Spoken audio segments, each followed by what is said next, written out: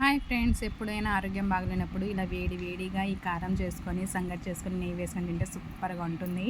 Process చూపెడతాను చూసేయండి. ముందుగా ఎండుమిరపకాయలను ఇలా స్టవ్ మీద కాల్చుకోవాలి. నెక్స్ట్ టమోటాలను ఇలా జల్లెడది పెట్టేసి బాగా లోపలంతా కాలేంత వరకు ఇలా కాల్చుకోవాలి. ఇంకా వీటిని తొక్క తీసేసి పక్కన పెట్టుకోవాలి.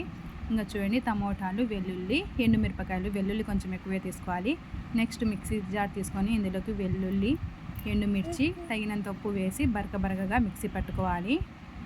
నెక్స్ట్ టమోటాలను ఇలా కట్ చేసి ఇందులోనే వేసేసి ఒక్కసారి స్లోగా తిప్పేసి ఆఫ్ చేసేయాలి.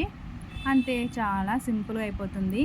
చూడండి, చాలా టేస్టీగా ఉంటుంది. ఎప్పుడైనా ఫీవర్ వచ్చినప్పుడు, ఏం తినాలని అనిపించినప్పుడు ఇలా ఈ కారం చేసుకొని సంగటిలోకి తినండి, సూపర్ ఉంటుంది. నేను నెయ్యి వేసుకొని తింటున్నాను. వేడి అన్నంలో కూడా సూపర్గా ఉంటుంది ఈ కారం. మాకు ఈరోజు వాన ఫుల్గా పడింది, అందుకు ఈరోజు సంగటి ఇది చేసుకున్నాను. క్లైమేట్ చల్లగా వేడిగా ఈ కారం సంగటి భలే కుదిరింది. మీరు కూడా ఒకసారి ట్రై చేయండి, ఎలా ఉందో కామెంట్ చేయండి.